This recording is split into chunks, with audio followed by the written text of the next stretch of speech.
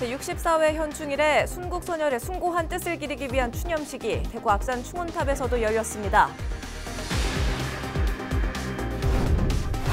대구 외곽을 연결하는 4차 순환도로공사가 오는 2021년 완공됩니다. 도심 교통체증과 물류 비용을 줄이는 데 도움이 될 전망입니다. 현충일 저녁부터 전국적으로 많은 비가 내릴 것으로 보입니다. 무더위에 반가운 비지만 농가는 농작물 피해가 발생할까 긴장하고 있습니다. 고가의 농기계를 저렴한 비용에 빌려주는 곳이 있습니다. 일손이 부족한 농가에 큰 힘이 되어주는 현장을 취재했습니다.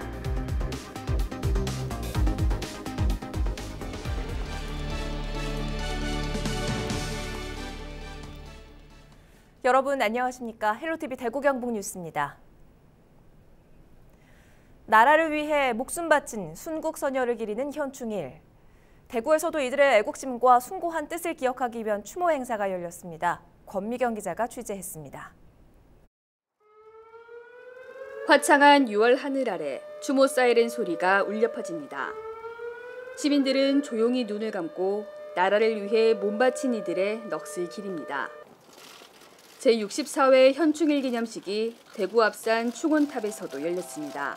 나라와 계례를 위해 희생하신 순국선열과 호국 영령의 거룩한 영전 앞에 깊이 고개 숙여 명복을 빕니다. 대구 충원탑에는 나라를 지키다 세상을 떠난 5,352명의 위패가 봉안돼 있습니다. 고사리 손으로 꽃을 바치고 향을 피우는 아이들. 아흔을 바라보는 백발이 성성한 참전용사는 먼저 떠나간 전우들의 모습을 떠올립니다.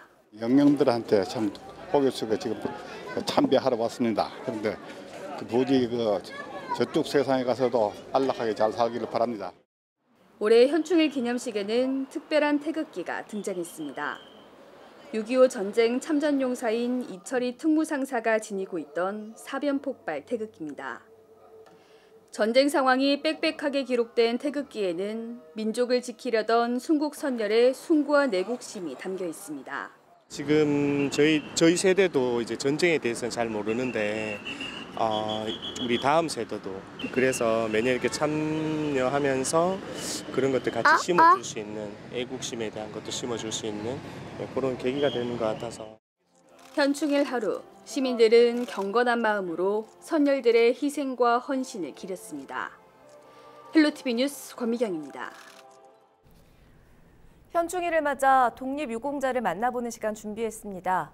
몇 안 되는 생존 독립유공자 중 한 분이죠. 광복군에 들어가 항일운동을 펼친 이종렬 애국지사인데요. 손성희 기자가 이종렬 애국지사를 만나봤습니다. 일제강점기 일본군에 강제로 끌려간 17살 소년 이종렬은 독립운동을 위해 죽을 각오로 일본군을 탈출합니다. 왜 일본 놈 천당을 대해야 위해서 군에 왔느냐. 그 10번, 20번 죽더라도 가거라. 탈출에 성공한 이종렬 애국지사는 광복군에 들어가 항일활동을 펼칩니다. 광복 후 고향에 돌아간 것도 잠시. 6.25 전쟁이 일어나자 이 애국지사는 다시 군대에 입대합니다. 그 온 시내에 전쟁터에 불바다가지고 그냥 막 받아들여가지고 건물이 다 부서지고 화재가 나가지고 물이 붓고. 정부는 광복 45년 만인 1990년 이종렬 애국지사의 항일활동의 공로를 기억하기 위해 건국훈장 애족장을 수여했습니다. 올 2월엔 독립유공자 명패를 전달했습니다. 하지만 나라를 위해 목숨을 내놨던 독립유공자의 삶은 가난했습니다. 정부의 지원에 기댈 수밖에 없는 처지였다는 겁니다. 이 해방되고 독립운동했는 사람들이고 동안하는 돈도 없고 독립운동했는 사람을 보상금을 1원 한 번 줄 수가 있나 뭘 줄 수가 있나 그 고상을 했어요. 나도 한 15년 됐구만 보상 받는 지가. 수십 년이 지났지만 아직도 뜨거운 눈물이 남아있는 이종렬 애국지사. 우리가 기억해야 할 대한민국 독립유공자입니다. 나라 없는 국민은 외국에 봐서 불쌍하고 그냥 이는 우리 독립이라도 했으니까 대한민국 국민에 대한 명령과 성의를 일침하고 대한민국 국민들이 위한 모든 열심하죠. 그래야 우리나라가 앞으로 봐서 살 수 있어서. 헬로티비 뉴스 손성혜입니다. 영천은 대표적인 호국 도시입니다. 임진왜란 때 육지전투에서 최초로 승리한 영천성 복성전투와 일제강점기 산남의진 의병활동이 대표 사례인데요. 6.25 전쟁 당시 영천전투는 벼랑 끝에선 대한민국을 구했던 역사로 기록되고 있습니다. 자세한 내용을 이하영 기자가 소개해드립니다. 1950년 9월 5일부터 13일까지 9일간 치러진 영천전투. 수세에 몰렸던 국군이 총 반격의 기회를 마련하면서 6.25 전쟁의 커다란 전환점이 됐습니다. 당시 참전부대 장병들은 죽을 각오로 조국을 지켜냈습니다. 나가봐야 부산 바다밖에 없어. 가면 죽는다. 안 된다. 다시 돌아가라.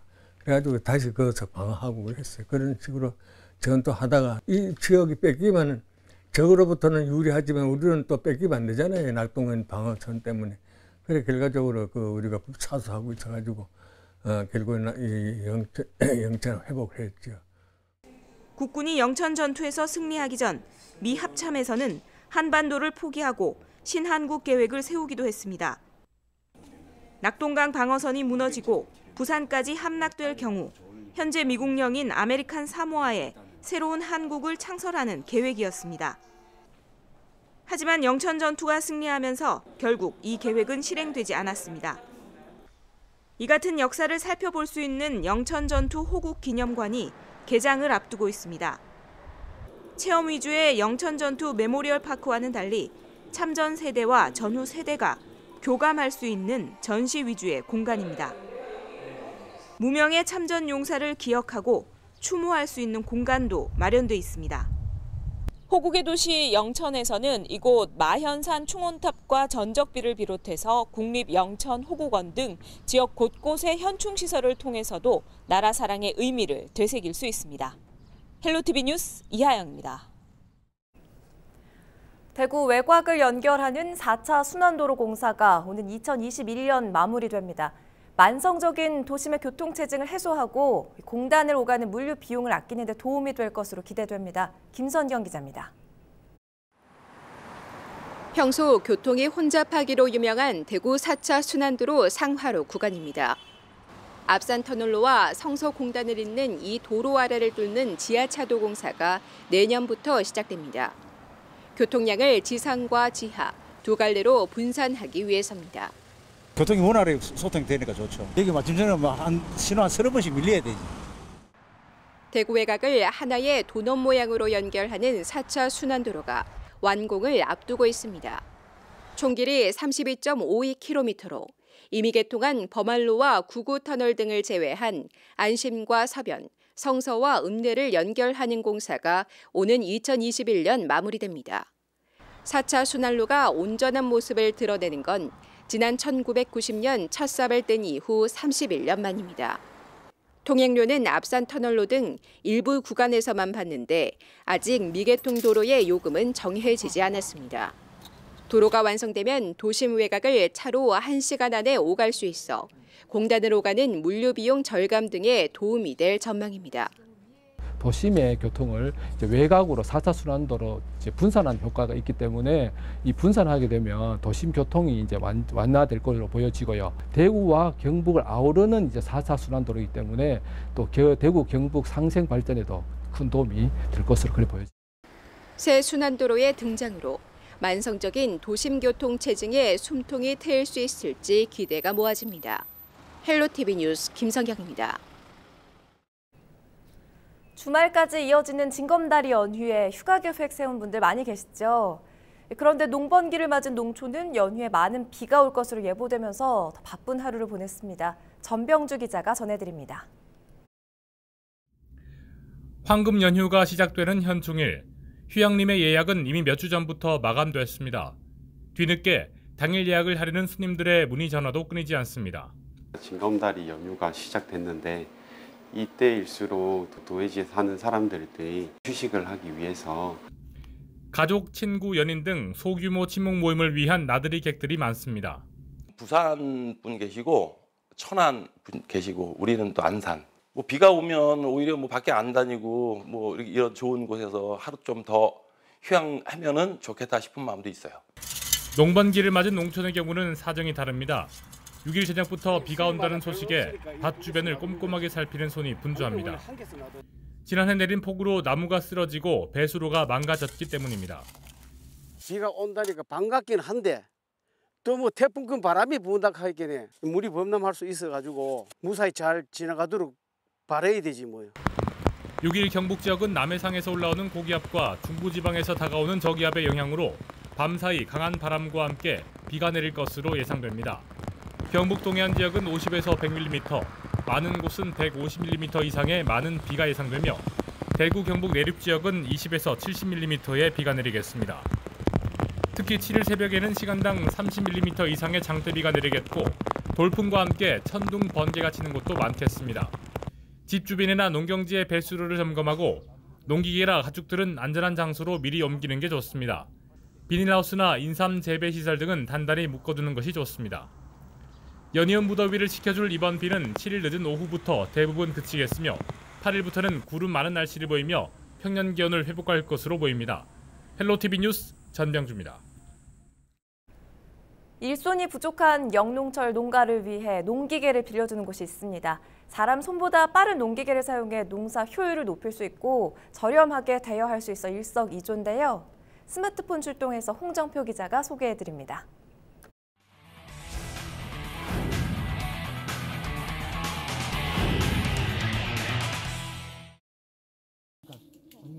고향의 일손이라도 빌리고 싶은 영농철.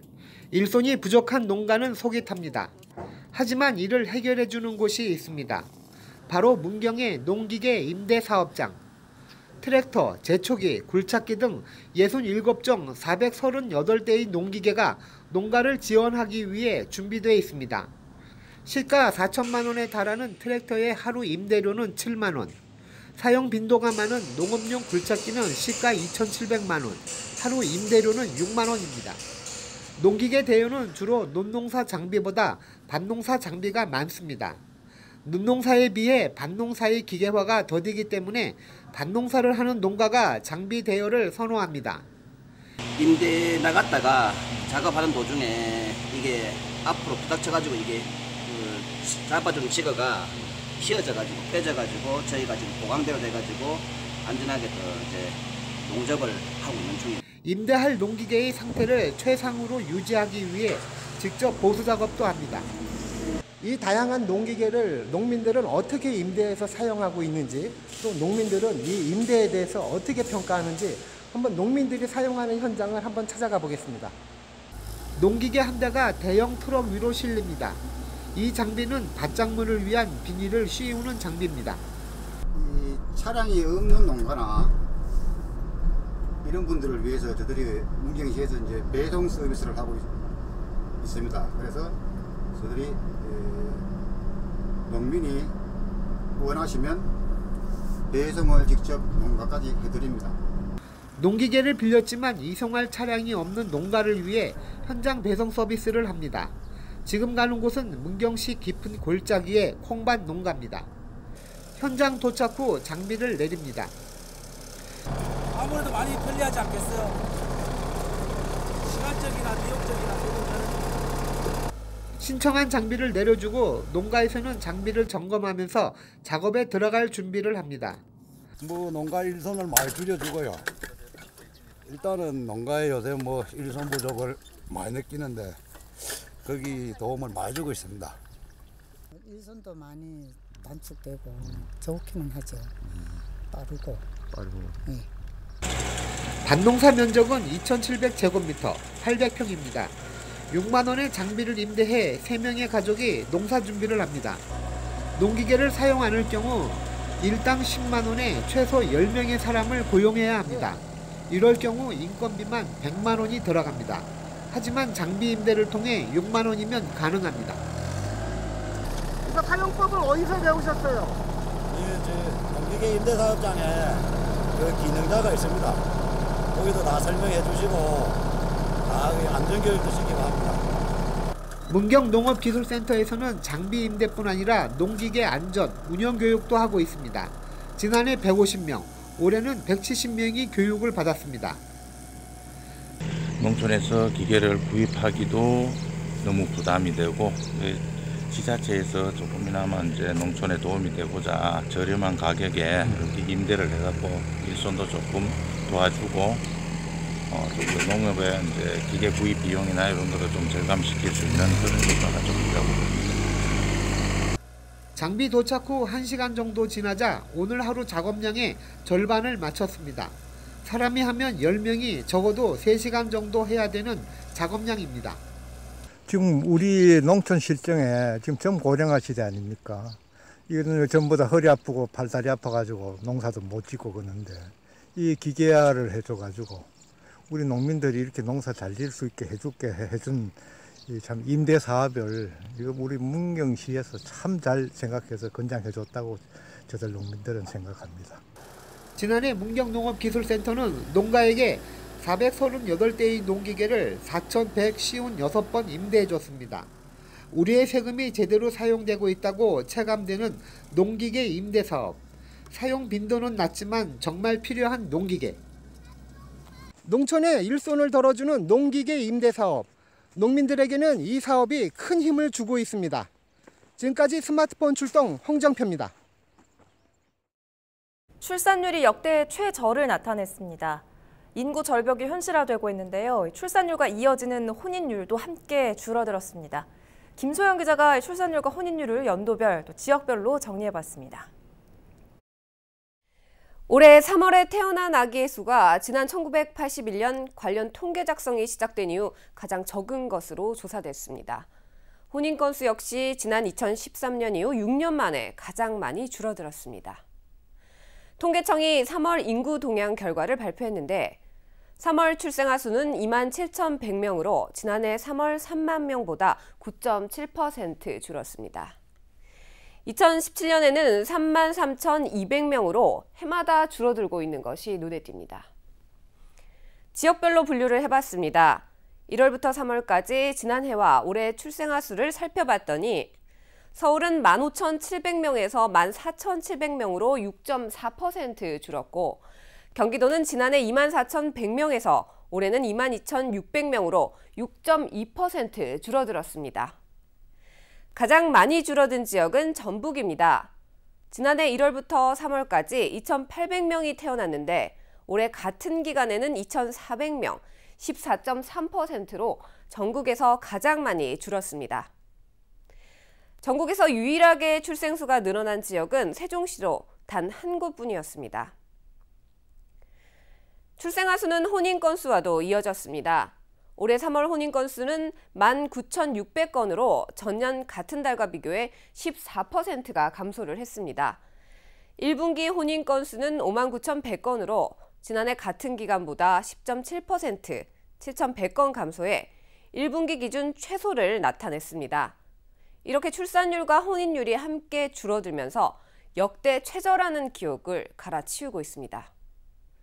이런 가운데 정부는 이달 안으로 인구정책 TF 1차 논의 결과를 발표할 예정입니다. 헬로티비 뉴스 김소영입니다.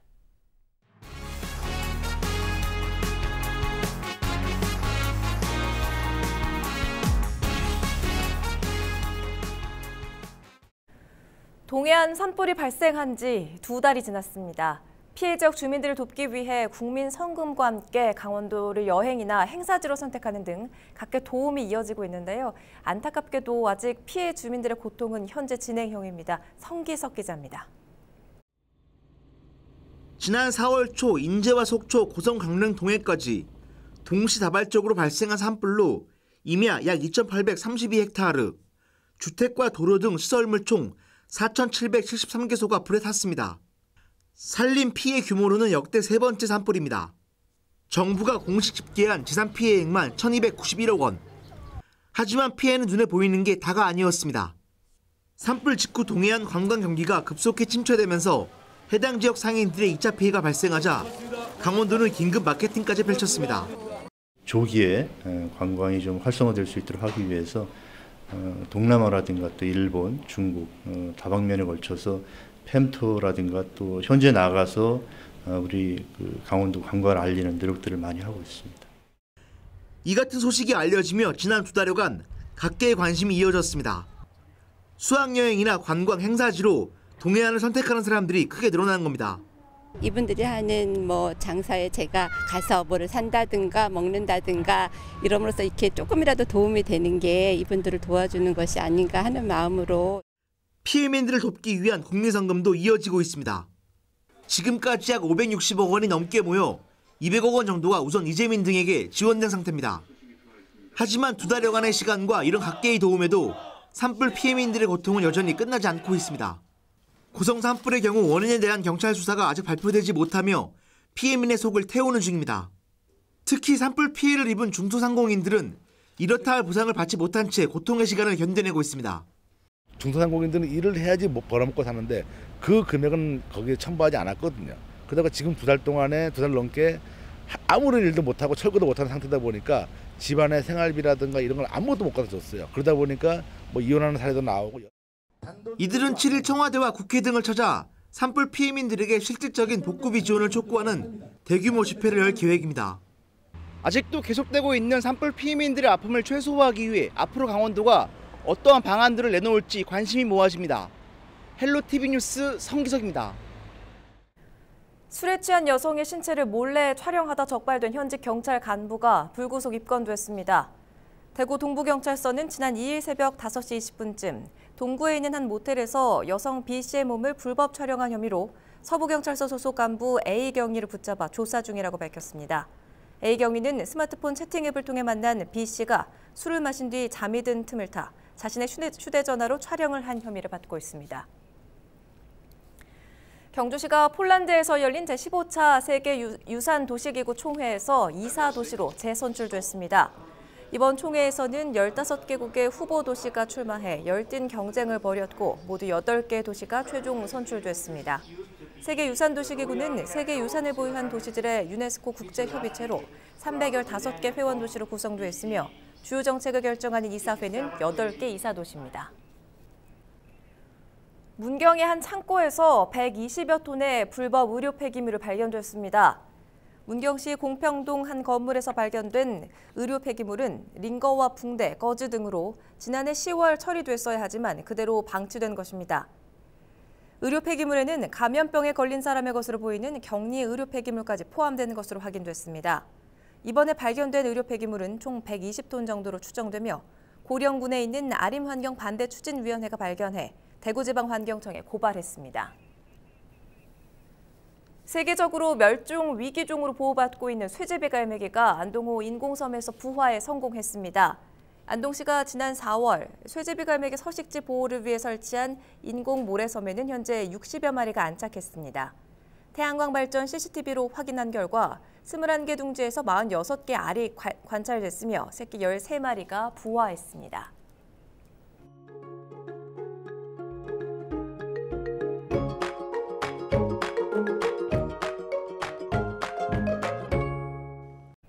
현충일 밤부터 전국에 비바람이 강하게 불겠습니다. 돌풍과 벼락까지 동반돼 요란하겠는데요. 비의 양도 제법 많아서 대비가 필요합니다. 자세한 날씨입니다. 비구름에 전국에 영향을 주겠는데요. 점차 세력이 강해지겠습니다. 기상청은 올 들어 가장 강한 비바람이 불 것으로 내다보고 있습니다. 태풍급 바람까지 동반되고 곳에 따라 돌풍과 벼락을 동반해 요란하게 내리겠습니다. 또 이번 비의 양이 제법 많아서 대비를 철저하게 해주셔야겠는데요.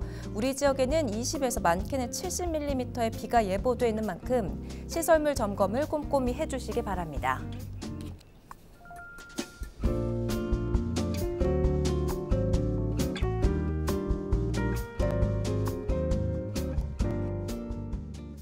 이상으로 뉴스를 모두 마칩니다. 저희는 언제나 여러분 곁에 있겠습니다. 시청해주신 여러분 고맙습니다.